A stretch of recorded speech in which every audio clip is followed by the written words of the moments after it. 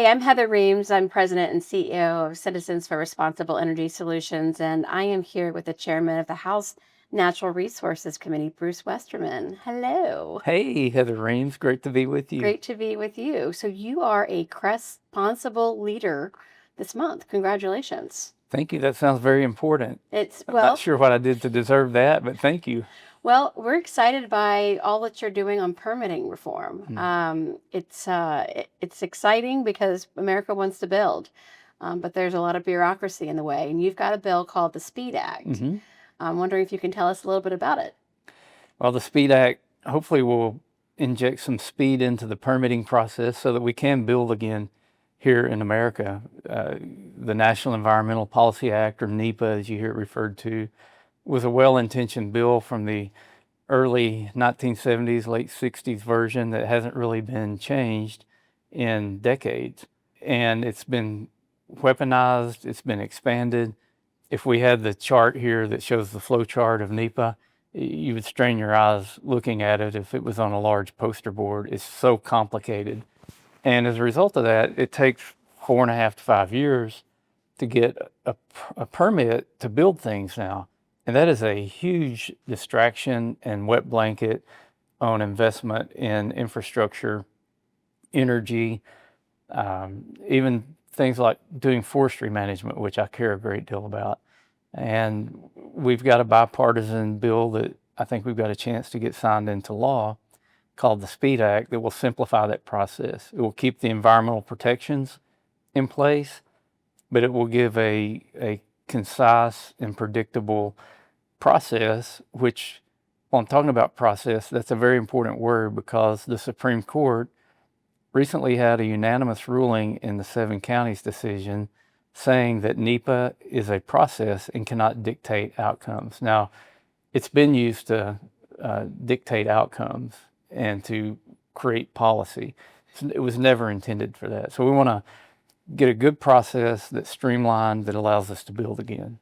So, do you have an example of something that would be improved with the process and that you've seen before the committee in testimony or folks coming to see you? How much time do we have? A lot, I guess. Yeah. So yes, the examples almost don't even sound real sometimes. An easy example: the last runway built at the Atlanta airport, from the time it was announced till the time it was in service, was 11 years. Wow. It only took 18 months to actually do the dirt work, pour the concrete, and open up a runway. It took 9.5 years to get through the permitting process to do that. Now think about the escalation in cost from the time somebody said we need another runway, but also think about all the lost flights, takeoffs and landings, the passengers, the cost to the airlines, the cost to the public, the delays that could have been avoided with that runway. Did it do some horrible environmental harm? No. Right. Is it different now than it would have been had they built it right off the bat? No. It's just a cumbersome process that added cost and time to the project. You can go from that to a mine out in Arizona that we're talking decades to get a permit for mines now. Company finally gets their permit. They spend $2 billion digging a 7,000 foot deep hole in the ground to get copper out, which we're in desperate need of more copper in our country as well. They get sued after they've spent money, and under the current NEPA process, there's a 6-year window in which somebody can file suit, and a judge did an injunction and stopped the whole project. The Keystone Pipeline's a famous one, billions of dollars spent, years and years and years of work, lots of investment. The project was stopped. They even had to go in and pull up some of the pipeline. Yeah. So this is geographically agnostic in terms of the challenges that we're seeing. So this putting this law into place is going to create more certainty for businesses. That's the key word is certainty. Certainty. We need certainty. If you're an investor, you want some certainty, you want to minimize risk. Sometimes you can't minimize risk, but this is one we can certainly minimize risk. And I will make the point that we can protect the environment even better if we have permit reform than under the current system. I mentioned forestry earlier. We can't manage our federal lands because of the NEPA process. The resource management plans always get challenged in court. There'll be an injunction, and at the end of the day, nothing's happening out on the ground. So then we see these massive forest fires that pollute the air, pollute the water, kill wildlife, damage landscapes. And all of that could have been prevented if we let the land management professionals do their job, not sidestep NEPA, but say, here's the plan, challenge the plan if you don't like the plan, but don't have the ability to go in and stop every single thing that happens. This makes a lot of sense. You mentioned it almost makes too much sense. Too much sense. Maybe the intent of the law over time has really gotten diluted. You mentioned bipartisan, and I think that's an important part of getting some durable policy done. So do you think Republicans and Democrats are coming together for a bill like this? We've got to, and we are coming together. And it's got to be bipartisan because it's got to get 60 votes in the Senate. And it's really been fun working with the whole coalition, whether that's Republicans and Democrats in the House, with the whole Congress, with the administration, and all the many stakeholders who are out there. I think it's what policy should be. Can be frustrating. It takes a long time, but this could be very rewarding if we get it right. And I say we have to get it right because we're in a race for AI. AI requires a lot of energy. The projections on how much electrical energy in particular we're going to need over the next few decades is eye-popping. Right. I'm talking one of these data centers that I'm familiar with. I've got nuclear power plants in my district. One of those nuclear power plants is a gigabyte, or not a gigabyte, a gigawatt. But this data center needs 3 gigawatts of power. So think about 3 nuclear power plants for one data center. One data center is what we're talking about. And China's doubled our energy production. I don't think a lot of people realize that they've not only surpassed us, they've got double the amount of energy available as what we have. And then all the other things, the critical minerals, Wall Street Journal article that reported on the doubling of our energy also mentioned that they produce 70% of the rare earths and critical minerals and process 90% of them. This is China that does this. China. This is national security we're talking about. It's economic security, national security. But guess what? God blessed America. We've got all of this stuff here. We just have to get it out of the ground and process it. You can't build a processing plant. You can't build a refinery. It has really thrown a wet blanket on our economy, and we stand to benefit greatly, I'll say, economically and environmentally. Nobody does it cleaner and safer. No human rights violations, all of that here in the United States. Right. And if we're not doing it here, somebody somewhere else in the world's doing it with much lower standards. So we really can come up on top for a number of reasons, environmentally, for our country, national security. What about price? Affordability and energy has become a big issue. And if you've got demand and scarcity, sometimes price goes up. So I talked about the data centers and the AI. The demand is going through the roof. If we're going to make more stuff here, the industrial manufacturing is going to require more energy. So if there's a scarcity of energy and you got all this competition for it, we know what happens. Price goes up. Residential, commercial, everybody's prices are going to go up if we don't produce more energy. But we got the ability to produce more energy and to do it in massive quantities. And it's got to be all of the above. We need more nuclear. We need more hydro. We need more gas. I say we need more coal, more wind, more solar. Anything that's putting electrons on the grid. And by the way, we need to expand the grid. But guess what blocks us from expanding the grid? Drum roll. Permitting reform. Permitting, yeah. Permitting issues, We right? can't get new power lines permitted. So it all works together. And again, it comes back to national security.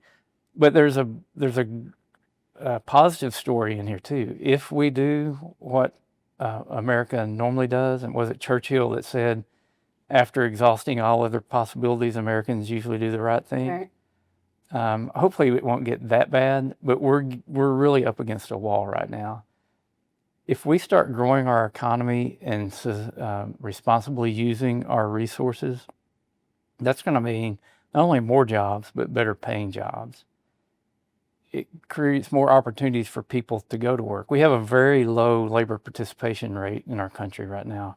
I've read economic reports that say for every 1% increase in the labor participation rate, it generates $1 trillion to our economy, to our That's real GDP. money. And well, think about this. Historically, the past 50 or 60 years, 15 to 16% of the GDP ends up in federal tax revenue.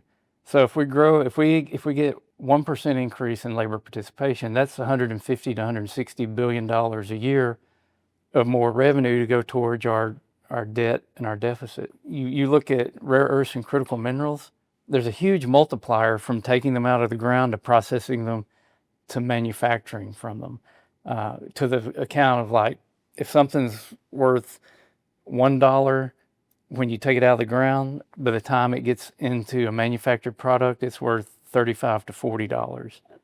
And we're talking about billions of dollars of stuff we can take out of the ground and trillions of dollars of economic impact. And doing it responsibly as well. And keeping the environmental safeguards in place. NEPA has evolved from protecting the environment to protecting special interest. That's a big statement, but we're seeing it every day. If you're talking about not being able to build, not being able to compete internationally, our national security. I mean, Americans may not really understand all the implications of how important a bill like the SPEED Act is. Are there other pieces of the SPEED Act? Is it one bill that's going to solve everything, or is it SPEED Act part of a number of bills that need to come together?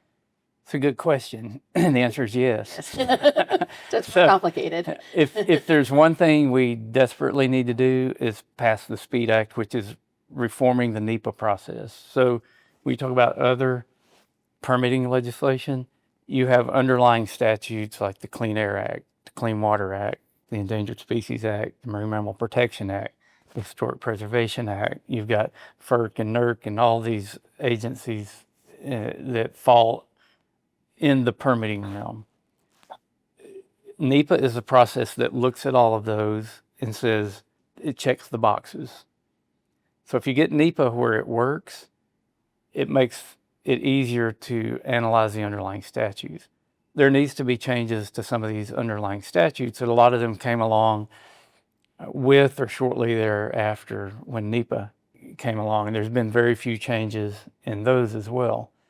So I think my idea of really successful permitting reform is, number one, the SPEED Act, and then whatever bipartisan tweaks we can agree to on those underlying statutes that are a lot of times just common sense. Okay. And then what about anything that is been permitted before? We've seen some pullback over the years. These companies have worked very hard to get that permit. It takes a long time, as we've been talking about, and then it's removed or it's rescinded. Is that something that any of these bills will address? Yeah, and that's what I call the ping pong effect. Mm. So it seems like every time the administration changes, somebody hits the ball back on the other side of the table. Exactly. This is something you hear a lot from my friends across the aisle right now. Oh, the Trump administration's canceled these permits or push back on this project. Yep. And I say, you know what? 18 months ago, I would have been saying the same thing about the Biden administration, putting obstacles in the way.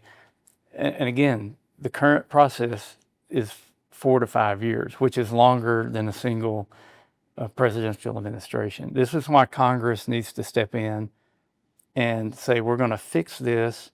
Somebody has certainty when they go through the permitting process, regardless of which administration they're going through the process on. And that's the whole goal, is to bring certainty. That's a big issue that we're debating as we get up to the final markup on the bill to pass it out of the Natural Resources Committee. The bipartisanship really matters when you're thinking about administration to administration, and it really does highlight the role of Congress and, of course, your leadership. So is there a timeline that you hope to see in passing the SPEED Act and working towards a bipartisan solution? Well, we're constantly working towards a bipartisan solution. Had we not had the shutdown, we would have probably already passed it out of committee. But I will say, if you're looking for silver linings, the shutdown allowed me and other people a lot more time to go through the details of the text with a fine-tooth comb. We got a lot of feedback from other members. We worked with the Senate. We've been working with the administration. We're still, as we're recording this, arguing over text or negotiating over text. But it's to the point, I had time in my schedule with the shutdown to sit down with my committee staff and, talk about, is this the right word or should it be another word? I mean, that granular of detail. And the luxury of time. yeah, which is a premium here, All right. especially when you're working on legislation. So I'm very excited about the robustness of the text. We've still got to get everybody on the same page, but I hope to have it in the Senate before the end of the year, with the Senate having plenty of time to do something and act on it. So are we your crystal ball, are you thinking maybe we'd see something in this Congress and in terms of before midterm elections? My optimistic self Yes. is saying before January 1st, 2026, we see something. Wow, fantastic. But I feel very confident we're going to see action by the House before then. Mm-hmm. Have no control over the Senate. We try to work with them as much as possible. So that's why we rely on others to go talk to their senators. And We'll do that. And the Senate has a genuine interest in this. It's not like they're not working on it and interested in it. But I can't stress enough, take 60 votes in the Senate. You can't fix it with a reconciliation bill or something. Right, which needs less than, it needs just a simple majority with reconciliation in the Senate, right? So that's 60 votes, which makes it filibuster proof, right? Right. To be able to pass is important. So we want to get as much Democrat support in the House, as much Republican support, and show that we've got a strong bipartisan bill being transmitted over to the Senate, and give them a really strong starting point to do whatever magic the Senate can do. Wow, that's incredible. Well, sir, thank you so much for your hard work. No wonder you're a CRESponsible leader. Maybe you should get that almost every month. But Can I tell my wife I'm a CRESponsible leader? You tell anybody you'd like you're a CRESponsible. If you can say it 3 times fast, you can do it. CRESponsible leader. I can't say much of anything fast, much less 3 times fast. Well, thank you so much for your time. Thank you for your hard work, and we look forward to working with you to get this the SPEED Act and permitting reform into law. Thank you. Thank you, Heather.